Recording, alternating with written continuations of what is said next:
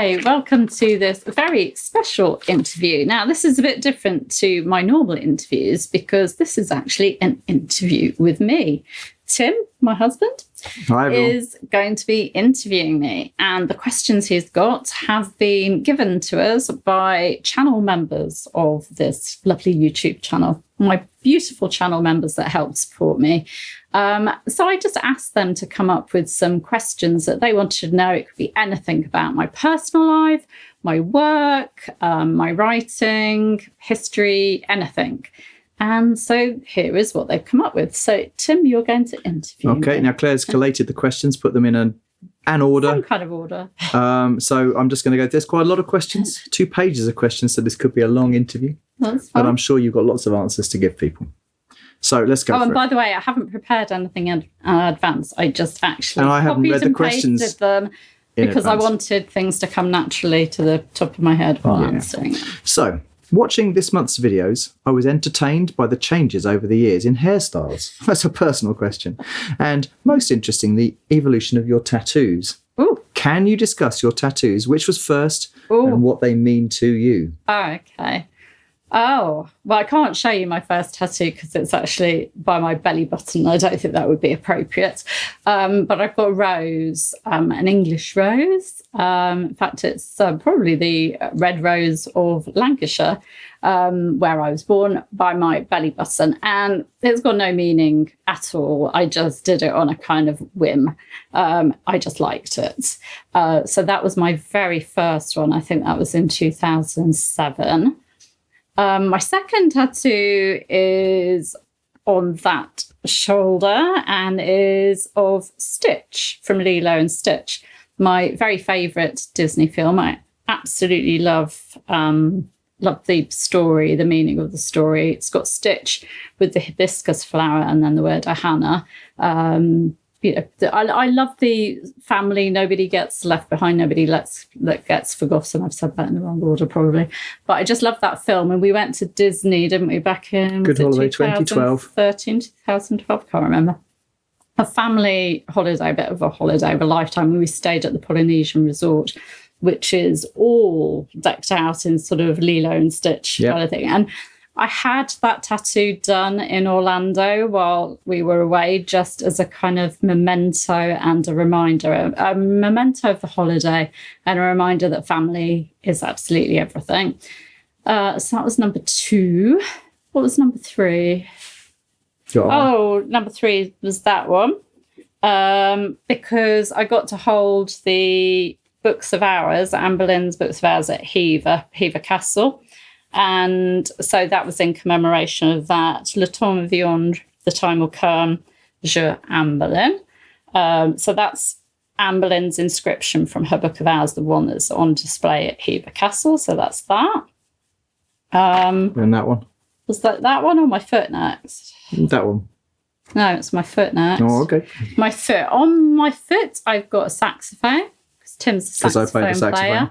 And I've got the opening note, so it doesn't really work like that, does it? Yeah. It's got the opening notes of Brown Eyed Girl, which Tim and his band perform, and it's my favourite song that they perform. And I am a Brown Eyed Girl, so I've got that. And then my final one, although you never know when the final one, is this one, which isn't real. It's a fake it was said to be done by Elizabeth Boleyn, needlework for Anne Boleyn's falcon, pecking the pomegranate of Catherine of Aragon, and with the motto that Anne first had, which translates to "let them grumble, it's the way it's going to be." And I had that done because I'd suffered quite a lot of online bullying, harassment, and it's just a reminder to never let them, these keyboard warriors, this particular person, never to let them get me down.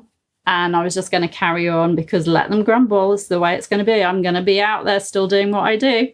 So that was that. So, but yeah, it actually wasn't done by Elizabeth Boleyn at all. It is actually a fake, but I don't care because I really like it. So that's that. Sorry, that was a very long answer. That was a long answer. And yeah, my hair That was the first change. Question. I get bored. And it's the one thing I can change without really doing anything. And then you think, I don't like it short, and you grow it long. And then you go, typical, really. Yeah. Next question. Why Spain and why did we move? Ooh. Well, I can answer that one if you want. Go on then. We moved in 2006. 2006, yeah. And we looked everywhere. We looked at America, we looked at Canada, we looked at Ireland, we looked at France, and we were sitting on a beach in a lovely warm February and sitting on a beach, and it was gorgeous, and you suddenly said to me, why don't we think of Spain as somewhere to move? Yeah, because this beach was in Spain. It was in Spain. My brother we were on moved holiday. to Spain. And that was the February. In April, I came over and looked at some houses. And in August, we actually moved in here. And the first time you saw our lovely 360-odd-year-old house was the moment you walked through the door, which I think is a lot of faith, really. Yes, I'd only seen photos, but I couldn't get time off to come out here and have a look. Packed up everything. All the pets were in transit. All of our furniture, all of our belongings were in transit. And you walked through the door and you saw a mouse and you turned around and walked back out again. Well, not only that. And it wasn't very clean. There was an infestation of things in there. So we spent a few days cleaning up the house, and we've been here now 17 years. 18 years. 19 years. Time flies. Not very good at maths. Okay, next question. But why did we move in the first place? Why did we move? Cost of living. And quality of life. Cost of living, quality of life, yeah. Simple. Yeah, we both wanted to be self-employed, and we couldn't really afford to do that. It's allowed us to do race in all the of UK this, where we were living. which is worked out very well. Yeah. I wouldn't be here if I hadn't moved to Spain. That's very true. Was this before you decided to research and write about English history? Yes. It was. Yes. I didn't start doing the Anne Boleyn files till 2009. So that was nearly 3 years after we moved. I'd been doing some freelance writing previously. So, yeah, I've always loved history, but I wasn't doing history research at the time. No.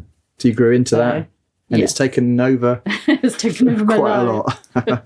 And tell us about the village and why you chose this particular one to live in. I don't know if we have to name it, probably not. Let's just talk about in general. Why did we choose this village? You didn't choose this village. I chose this village. You chose this village. Go on, you say why we chose this village then. You chose it. I saw so many villages. I saw modern houses. When you're moving from one country to another country, you don't actually know what's possible. So you go with, in your mindset, what you're looking for, but you really haven't got a clue.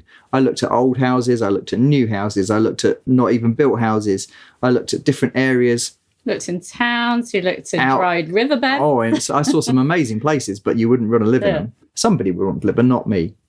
And we wanted, obviously, a school for our children. We wanted shops that were in easy reach. We wanted bars to be able to go and drink when we want to go to a bar. We wanted rural though, because we didn't want city types, are we? And of course, the last house I found was this one, and we love it. It's got everything we need. It had a school for our 3 children, and it wasn't an English enclave. It was a very typical Spanish village up a mountain. 900 metres, whatever that is in feet. A lot of feet above sea level. Little whitewashed village.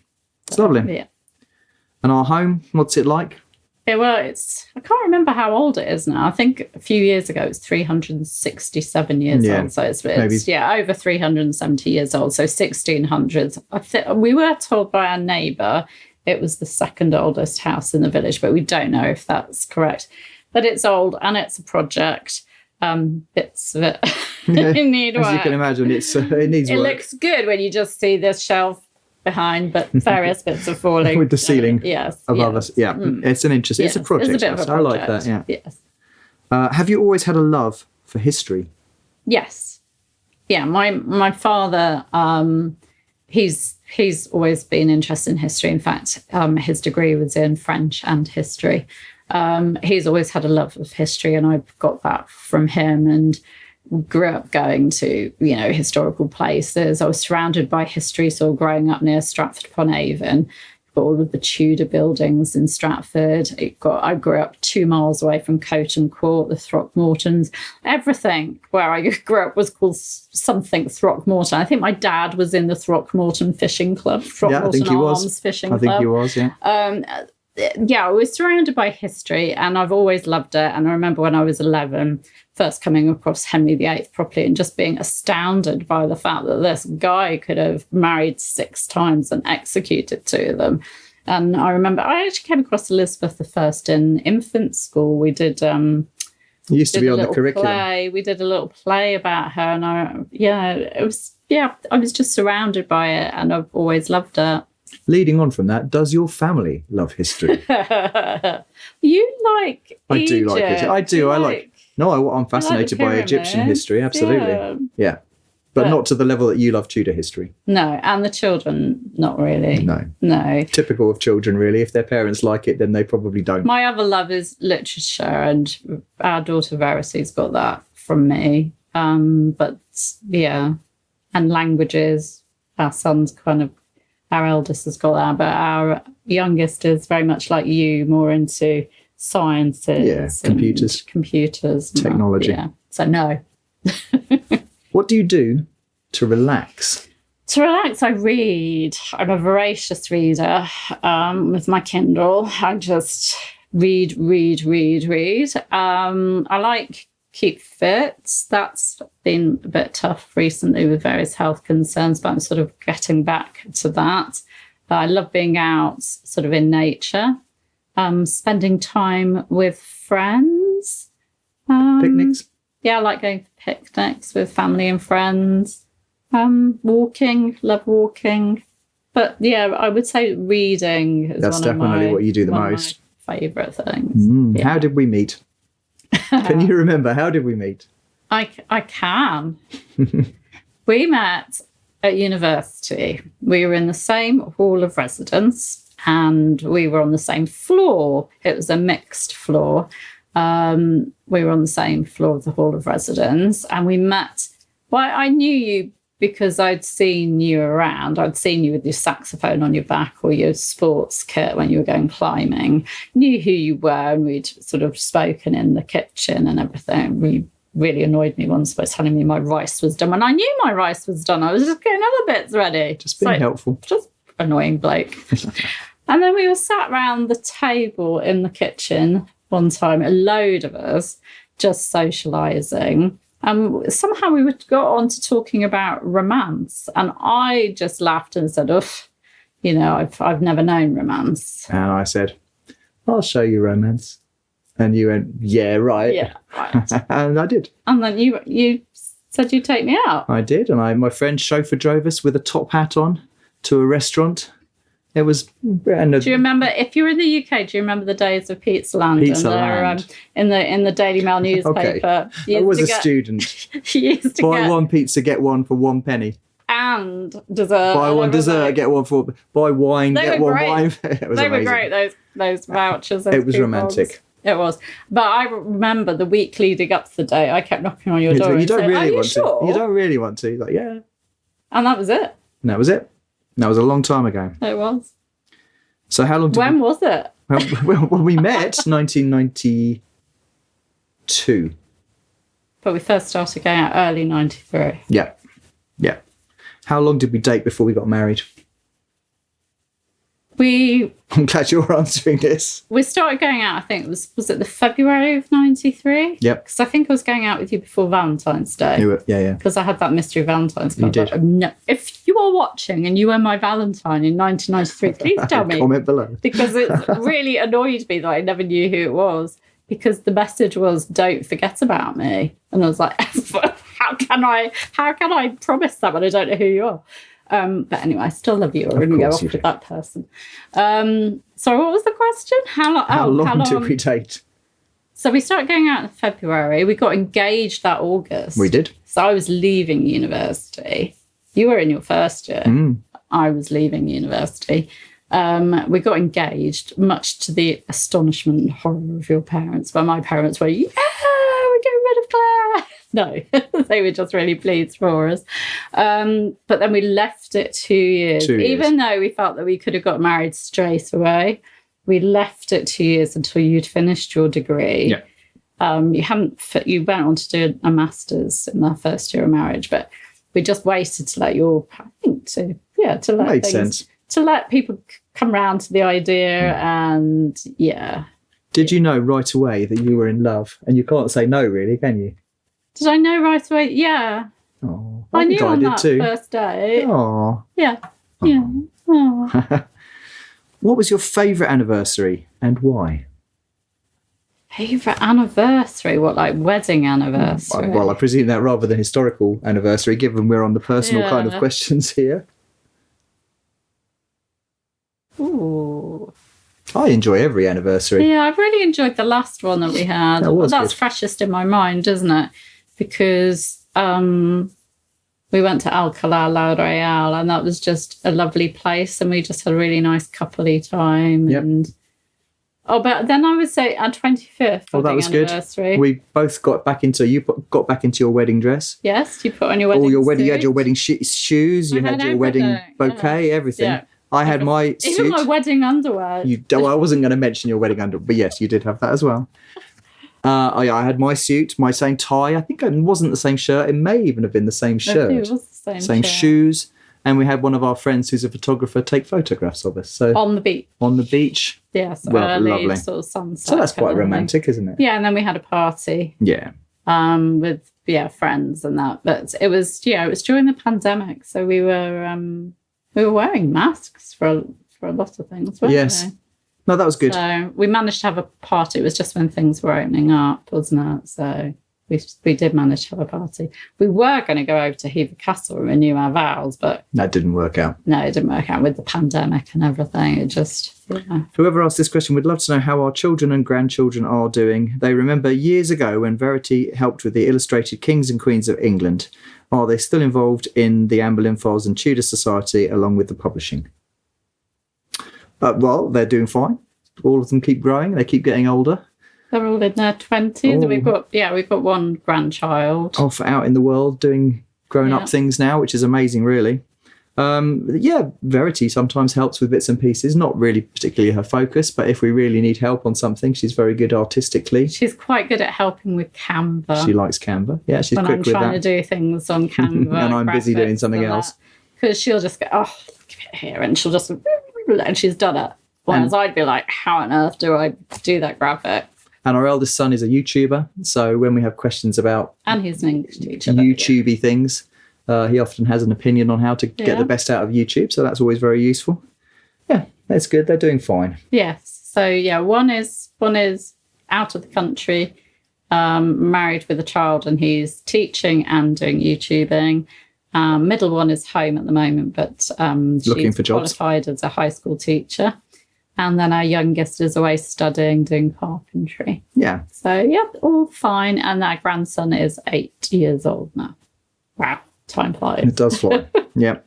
Excluding the obvious Hever Castle, where your book is just up there, what is your favourite historic building in the UK and why? Ooh, in the UK, Kenilworth Castle. Oh, that is a lovely place to visit. Yes, I love Kenilworth Castle. And Kenilworth in general. But actually, Kenilworth has good memories for Tim and I because we went to university just a stone's throw from it. So Kenilworth was where we went for picnics and everything. Firework displays. Right by the castle. Yeah, fireworks. That was good.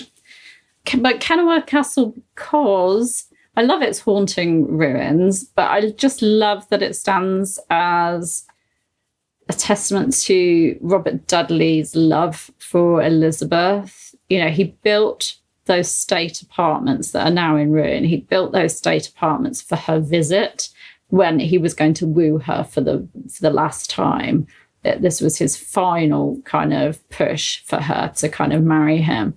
And now they're great because they've you haven't been to it since, but they've put platforms and ladders up, steps up, so that you can actually go up to the state apartment windows and see the views that Elizabeth would have had over the mere and that. He stocked like the hunting grounds for her. He built the state apartments and that. He built a privy garden for her. And so I just love walking around that and just thinking about their love that never could be. So and it's an amazing area because it's also open still. It hasn't been built over, so it is. I love Penshurst as well. Penshurst, also very beautiful. Beautiful, really, really love it. Stone's throw from Hever. So the UK, we're blessed in the UK by so many interesting historical sites that still exist. Amazing, really. And in Spain, what is your favourite building or site and why?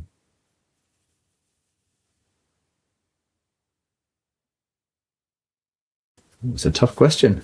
I love the Alhambra, but I love Granada, full stop.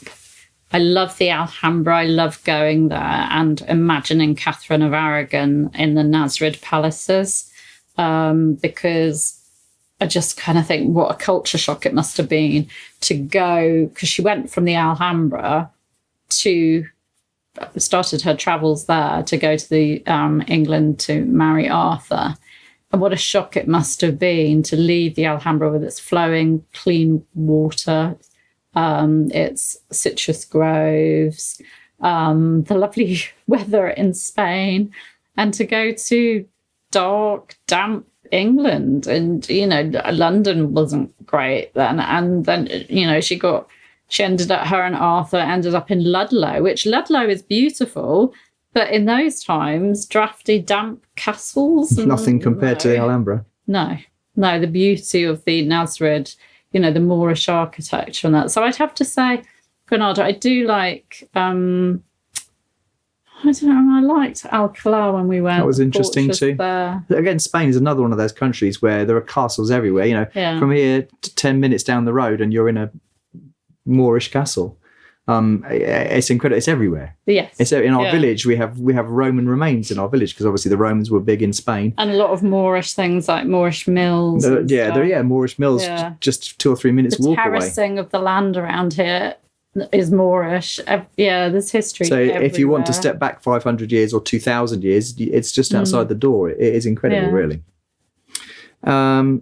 Which is your favourite town or city with its relevance to Tudor history? Ooh, town or city with its Stratford-upon-Avon. It's where I grew up 12 miles from Stratford-upon-Avon, so I was there most weekends.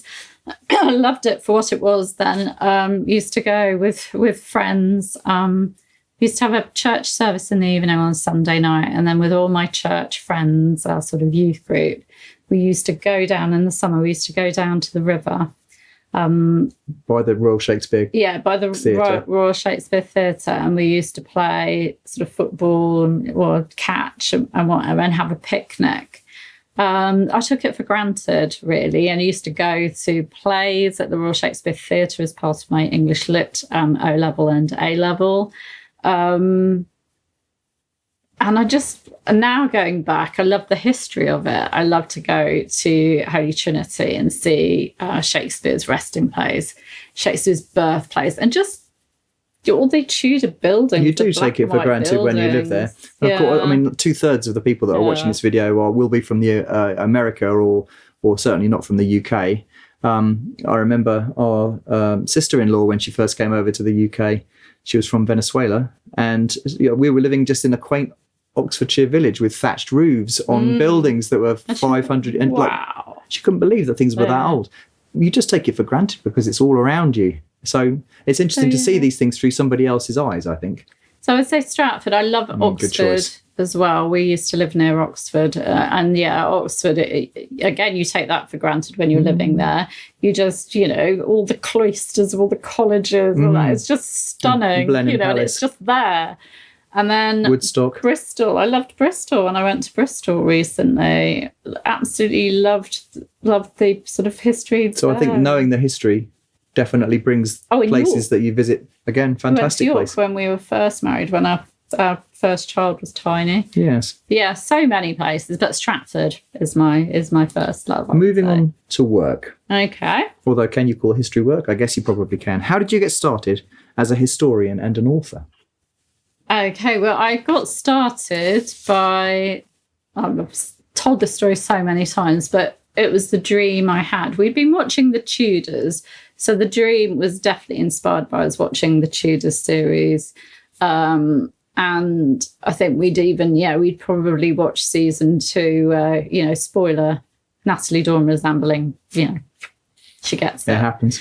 And I had a dream that I was at Anne Boleyn's execution, that I was a member of the, I was a spectator, a member of the crowd, and that I knew that she was innocent and I needed to stop what was going on.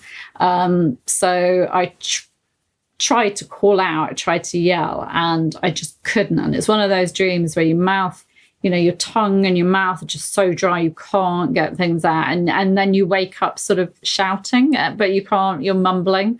And I sort of woke you up and... You shook me. I was fast asleep and you said to me, it all came out in a blur. I've just had a dream. I was at Anne Boleyn's execution. I'm going to have a website. It's going to be called the Anne Boleyn Files. I'm going to research and find out everything I can about Anne Boleyn.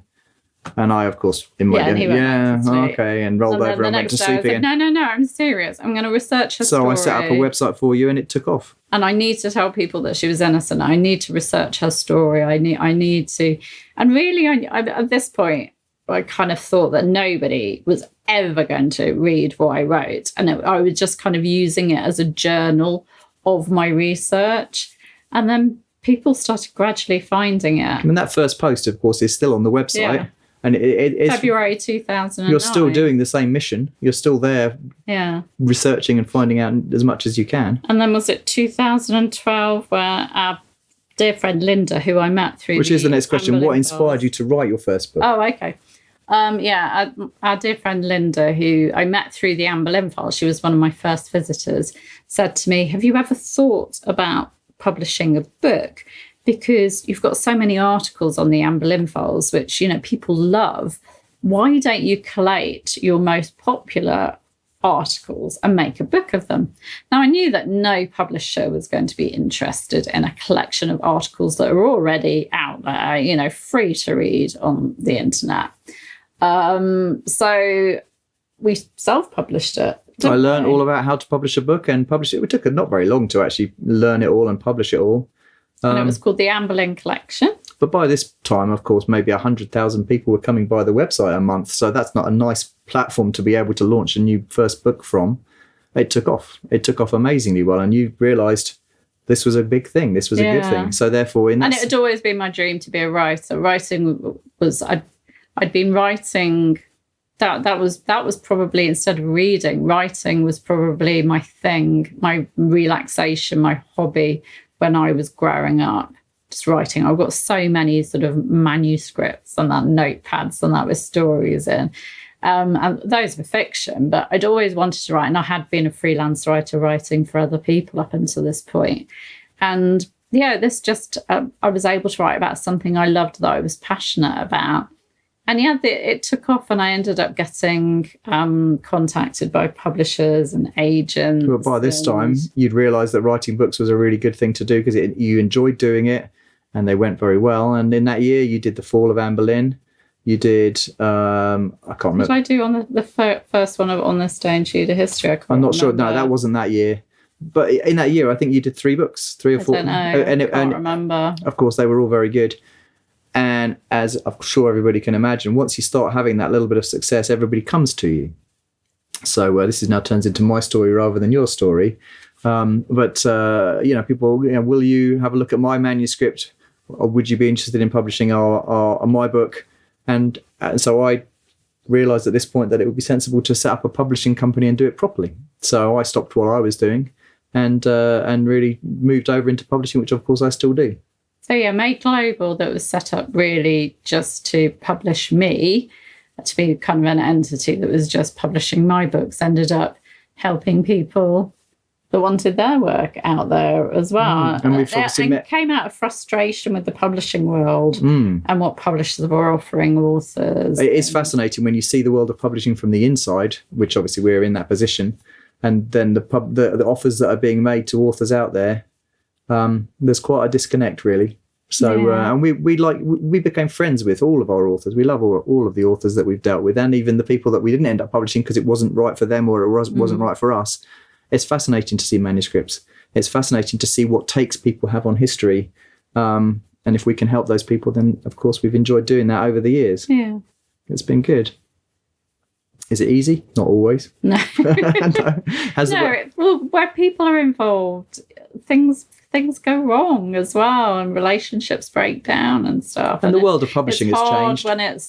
when it's business, but also it's friends, because you're not a traditional publisher with that distance. We did create what we called a family, really, of like-minded people. So things do go pear-shaped as well. But I think it's been very good. 36 authors, 160 books, I think, done so far. That's not bad out of your little dream that you had in the middle of the night. Yeah. It's not too bad, really. How much time on average do you spend researching every day? I'm going to turn this around. How many minutes do you actually sleep a day? The question is how much... What was the question? How much time on average do you spend researching a day?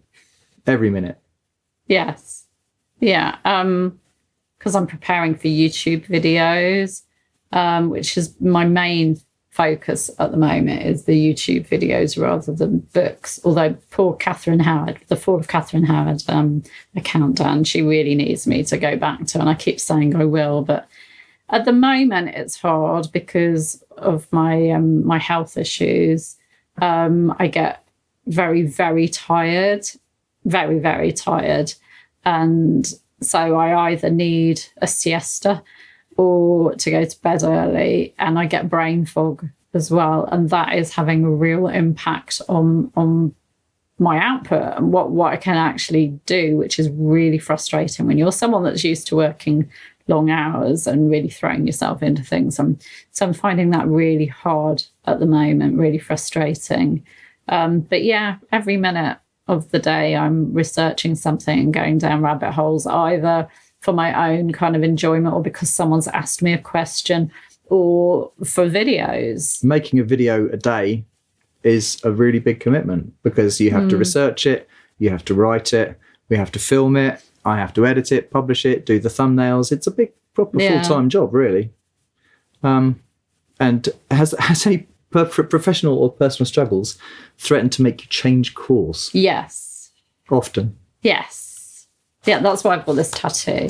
There were so many times where I've nearly walked out, or not us, but That's good.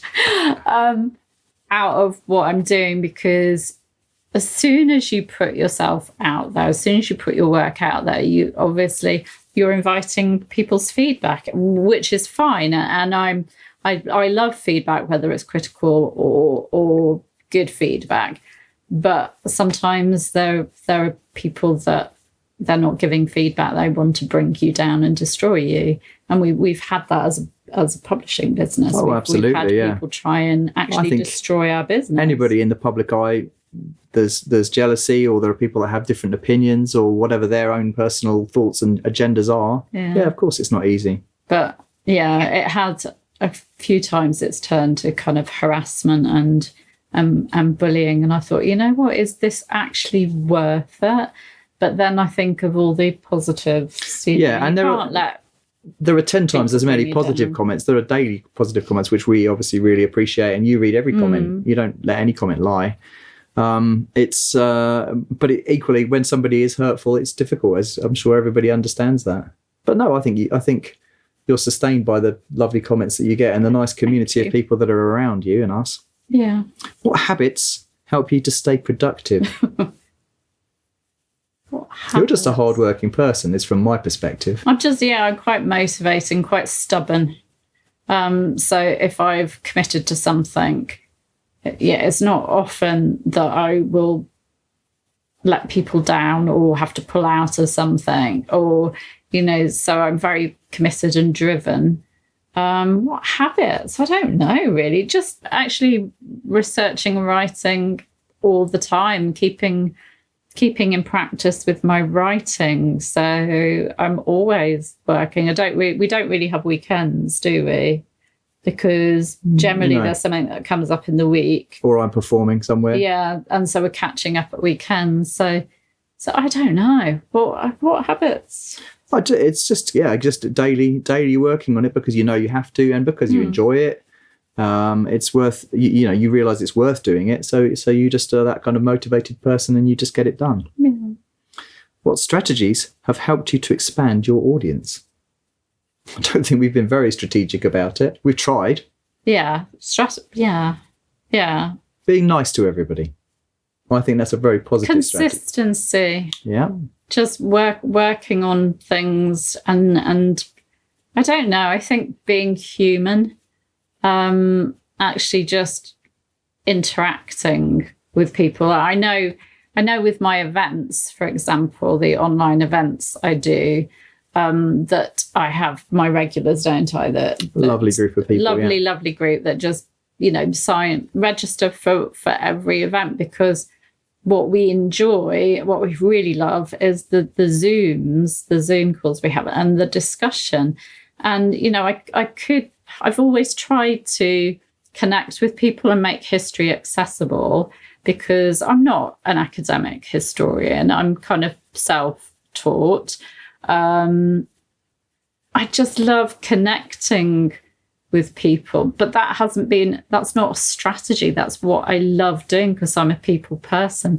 And so I think that has fed into what I do with my YouTube videos, with the Anne Boleyn files when that first started, connecting with people on that and answering people's questions. And with these events, I've tried to make them as interactive as possible, because that's what I enjoy. I absolutely love the Zooms, because I just end up going down rabbit holes because someone's raised a point that I haven't thought about, or you start thinking about things differently. I learn from them as much as they learn from me. And so it's not a strategy, because I'm naturally that person, but that's possibly what kind of worked. But this is an opportunity to say, like and subscribe on the bottom of this video, because that's got to be a strategy, and share amongst your friends. Yeah, I just love connecting, but that hasn't been a strategy. I think I've tried to think about SEO and keywords and that, but it's just,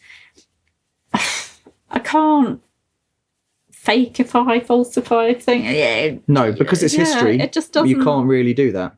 And you can't, what I always find, because obviously I do a lot of the graphic side of things for you, it's difficult because there are only limited numbers of portraits of the people that you're talking about. And often you're talking about people who there is no portrait of them. And it's well, how can you use creativity to try and bring the story of this person who's a fascinating person? How can you bring that to life when in the modern world, there's no picture? So we're not talking about food where you can go and take a picture of food, or talking about buildings where you can go and visit the building. We're talking about people that there is no visual record of those people. And it's an interesting subject to be in. So really the only thing you can do is what you're doing is tell the story of those people in the most interesting and factual way that you can. So I think strategy it's accidental strategy. It's just me being me. And refusing to be moulded into anything I'm not really. Even you sometimes say, well, you could do this with your videos, or you could do that. And I'm like, no, because you know what? That's not me. I could go and watch that person's channel and learn about how they're getting loads more subscribers than me. But if I did that, then I'm not being true to me. I just want to be me. Do you have a preference for historical non-fiction or fiction? Non-fiction when it comes to history, because I'm really fussy about historical fiction. I love historical fiction when it's clear that it's fiction. I think sometimes there's too much of a, them trying to they're saying that they're retelling the story, and they're not. They're bringing their own ideas into it, and it leads to confusion and misunderstandings, which I then have to correct with people. And I like to get swept away in the story. I love C.J. Sansom, and I love Tony Mount's works, her Seb Fox, The Medieval Mysteries. I love sort of the mysteries. But I am really, really fussy. I mean, particularly with Anne Boleyn. I prefer not to read books that are of fiction on her. I love Natalia's work on her, Natalia Richards. But then that's because Natalia and I have spoken a lot about Anne Boleyn and our thoughts and feelings on her. And I love her work, but I'm just so fussy when it comes to historical fiction that, it has to be fiction rather than retelling stories. Have you tried writing historical fiction and talking about real people? Do you find it helpful or limiting to know the history behind them? Now, my first love is fiction. That's what I used to be writing when I was a child and a teenager. That was my first love when it came to writing, but I've ended up writing non-fiction. I have so many fictional ideas. I have things mapped out for historical fiction. But the thing that stops me in my tracks is this dilemma over, I'd really want to write something that perhaps has some historical characters in it, but that is so far removed from the real history that people know. It's like that series that we watched, was it on Netflix, Lady Jane? Where they could turn into... Yes, there was the story of Lady Jane Grey. And I've read the book and watched the series. And I love that because it's taking Jane's story and some of the characters from history, but treating it in such a way, like where people can actually, shapeshift. That, and it's a kind of, it's symbolizing the whole Reformation and the Catholics versus Protestants. And it has the kind cleverly of, done. Yeah, it's really clever, but it's so obvious that it's fiction that you don't get any confusion. So yeah, I think I've been held back from writing fiction because of my sort of dilemmas over it. And I think the skill of a good historical writer is that they can bring us, like C.J. Sanson, as you mentioned, can bring a scene to life in so very few words. And you don't have to talk about what colour their kirtle was and how many buttons they did up. And you can go into all those details, which the research is there. And you want to share that research, but that gets in the way of the story. You just want to tell the story. And I find books which... you get too much into the telling rather than you just want the story to happen. That's but I think opinion. why I like Sansom and why I like Tony Mounsworth is because they are fictional characters. Shardlake and then Sebastian Foxley and the people, their family and their loved ones. They're fictional, but then they're coming. The world they're living into is a real world. Yeah. I think that. I agree completely. Interesting question. Do you know Latin and French, or do you rely upon translations? I know French. And I know Latin. I did French A level, and you and Verity know Latin. We know Latin. So you and Verity are my first port of call with Latin, and then French. Even though I'm really rusty, I did French A level, which is what you do when you're aged 18 in the UK, and. Although my spoken French is pretty abysmal these days, just because I've replaced it with Spanish, my brain can only take so much. But I could read French pretty well. And my dad was a French teacher. So I've got him to call on as well. So we manage. And sadly, our amazing Latin translator, Philippa, passed away a number of years ago, but she was she was a Latin teacher. So, of course, if you needed Latin translating, it was done. She was fantastic. So, when I had that. That was useful. Was the work, the Nicholas Sanders work, Rise and Growth of the Anglican Schism. There was just one sentence that people were interpreting one way, and I wanted Philippa to look at it, and she actually got her class. She used it as a class project. She did, yeah. She got her class of A-level students, I think, on the case as well, and got them to really look at it. So it's, of course, a lot of the documents that you're reading are in Latin or in French. So do you use a specific translation if you need to get through a document? Is there somebody or some books that you think they're good translations? Or is it on a case-by-case basis? British History Online is what I use for looking at a lot of historical sources. And those, Chapuis letters and that have been sort of translated in the past. And so I use those. They've already been translated in the past. I might run something through Google Translate and then try a few different sort of translations with sort of AI perhaps as well to and then someone I know that, and try and sort of double check things.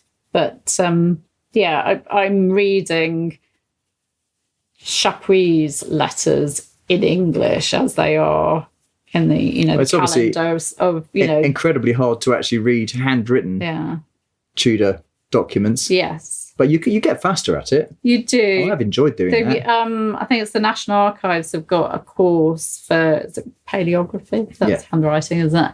And that is really, really good. It's code breaking. Yeah. Reading sort of medieval and Tudor thing. Once you've worked out a few letters, then you've broken the code. So, but on a day-to-day basis, I'm kind of dealing with translations that have already been done historically, kind of in the Victorian times and that. But sometimes you want to check the original. I also absolutely love looking back at Tudor poetry, because obviously these things rhymed when they were Tudor and they don't rhyme anymore. Yes. And another one that just came to my mind was when it was like first, second, third, fourth, fifth, sixth, and it ended up being 9th, 10th and 11th. Oh, yeah. And we don't say 9th anymore. It's the 9th one. Yes. Fantastic. And I find that is just a glimpse into the world as it was 500 years ago. And the videos that you'll find on YouTube are David Crystal and Ben Crystal. Good. David Crystal is a professor. His thing is sort of linguistics, and his son Ben is an actor. And they look at Shakespeare's work and read it out as it would have sounded. Original pronunciation, OP. And they've actually performed, Ben has performed Shakespeare in OP. And Ben just makes the point that there is, I can't remember which play or whether it's from Hours and Hours. But they would have said. But it's not Hours and Hours. They would have said Oars and Oars. And it's dodgy. Rude. It's a play on hours, but whores as well. And it's just like there's so much Shakespeare that's going right over a modern audience's head. Because it's all pronounced in Shakespearean. Shakespeare was being rude at times, and his audience knew he was. He was playing to the people. Yeah, puns that, were dodgy. Fascinating. Yeah, so go and look up David Crystal and Ben Crystal and OP. Fascinating stuff. Do you have another book planned? Well, the answer is, of course, you have another book planned. Will you finish that book? I really want to do as well my Book of Martyrs.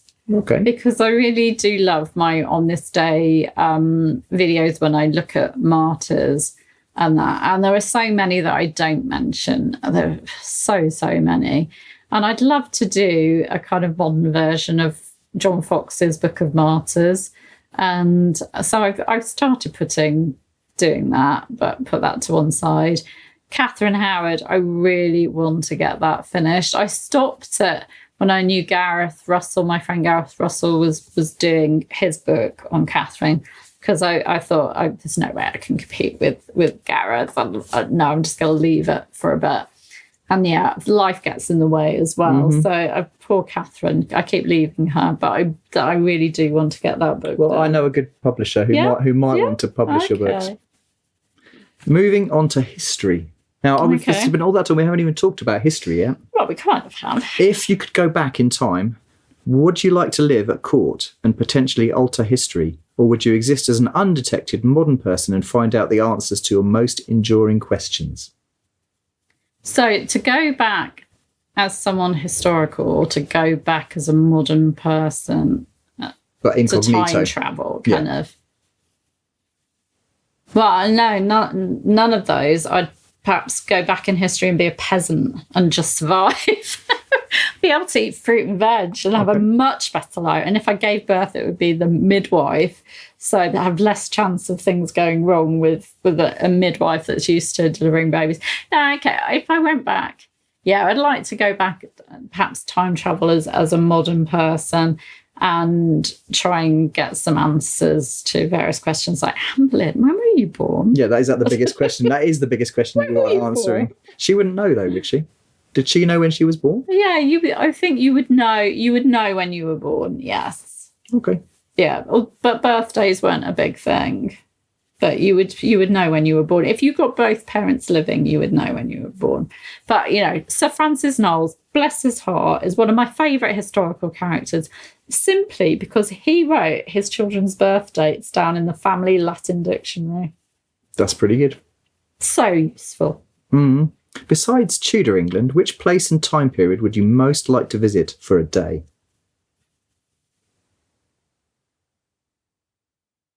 I haven't got a clue. You're so much into Tudor history. I'm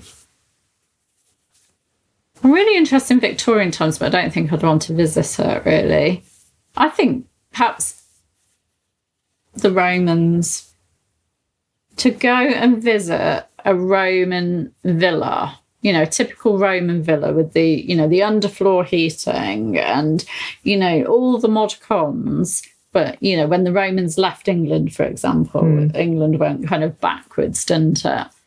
Perhaps to go and just see what a Roman villa was like and how a Roman family... It's a good answer. A posh Roman family lived. Has living in Spain made you more interested in Spanish history from the same period as the Tudors? No. Okay, that's a good answer. No. I'm more interested in more recent Spanish history, the Civil War, which is still in living history, still has a major impact on politics today and people's feelings. So more modern Spanish history, or like the Moorish sort of times. And we need to go and visit Iberica. Is it called Iberica, north of Seville? Italica, which is a Roman remains. Has a Colosseum, has all kinds of interesting things there. Yeah, and Cartagena has got loads of... Cartagena, it has an amphitheatre, doesn't it? Yeah. So, no, funnily, not really interested in 16th century Spain, more modern stuff, or going back centuries. From my perspective, obviously, we said we love the Alhambra, and right in the middle of it is the Charles V Palace. Oh yeah, it's so funny. Which, if it was in isolation, it's beautiful. It's a fascinating building. It has this big round open area inside, and it's a wonderful building. But it's slap bang right in the middle of bits that they've demolished. Well, he demolished of the Alhambra, of the Nasrid palaces. And you just the comparison is interesting. And they built the monastery, which is now the Parador Hotel. Yeah. They built the monastery as well. On top of these beautiful palaces. Yeah, tore down Nasrid architecture, which is stunning. And I'm sorry, but Charles V's building, his palace, here's that doggy, looks like a complete eyesore. It does compared to it. On its own, beautiful. Renaissance, beautiful. But I'm sorry, but in the middle of the Alhambra, it just looks terrible. And going to Cordoba as well and visiting the Mezquita, which is now a Christian cathedral. It's interesting. It's just we understand why they did it. You wish places were just left, but you can see why Christians wanted to turn something that was Muslim. It's much the same, I think, when we go to Hampton Court Palace. In that there's the old Great Hall that Henry VIII and Anne Boleyn obviously enjoyed, and then joined onto that is the William of Orange bit, which in itself it's fascinating. It's beautiful, but you just kind of think, oh no, thank whoever it is that he didn't manage to finish his plan and actually left all these Tudor bits in place. So interesting. So it's just centuries old things being ruined. But you can enter in Spain, obviously, like Ferdinand and Isabel, when they took Granada in 1492, they wanted to put their Christian stamp on it. They'd got rid of the Moors, who they saw as evil heretics, and wanted to put their stamp on things. And then Charles V wanted to put his stamp on things, and that's how history goes. But so much beauty is lost by it. Yes. It's difficult. History is history, isn't it? I suppose that's what makes it interesting. Right. What one question is there that no one ever asks about the Tudors?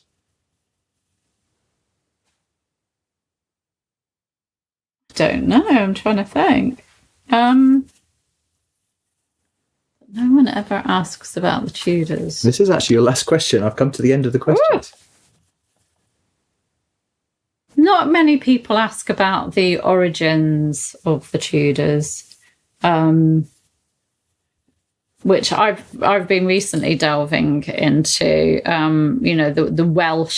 the Welsh history of the Tudors, and in fact that's something I know that Nathan Armin feels very strongly about. He feels that the Welshness of the Tudors, of Henry VII in particular, has been dismissed by historians, but it's so important to their story, their descent in Wales. So probably that people are not so interested in the origins of the Tudors and their sort of ancestry in that way. People are more interested in their ancestry from like Edward III, Edward I. You know, they're all Henry and all of his wives all descend from Edward I.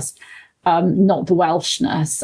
And I think obviously Nathan is Welsh, feels very strongly about it. I'm more than half Welsh. You are. I can't remember how many percentage I am Welsh.